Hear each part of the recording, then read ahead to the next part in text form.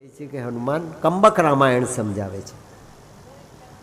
તામિલ અને તેલુગુ ભાષામાં લખવામાં આવેલું આ કંબક રામાયણ એ રામાયણ સમજાવે છે કે હનુમાનજીને રામે આદેશ આપ્યો, હનુમાન હું જાણું છું લંકાનો આ રાવણ 10 માથાનો રાવણ એ પરમ ઉપાસક છે શિવનો, પણ શિવનો ઉપાસક હરનો ઉપાસક હરિનો વિરોધ કેવી રીતે કરી શકે?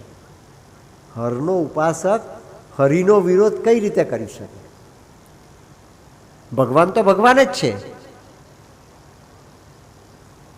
તું જા, એટલો બધો જ્ઞાની છે, એટલો બધો જ્ઞાની છે, શિવજીનો એટલો બધો પ્રીતિપાત્ર છે।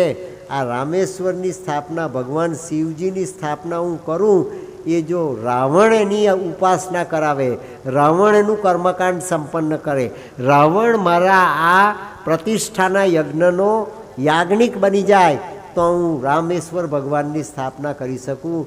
હનુમાન તું રાવણને આમંત્રણ આપી આવ, દુશ્મન પોતાનો એને તું આમંત્રણ આપી આવ। એ રામરાજની આપણે અપેક્ષા રાખીએ છીએ મિત્રો। દુશ્મનમાં દુશ્મનાવટ નથી, દુશ્મનાવટ આપણને દેખાય છે।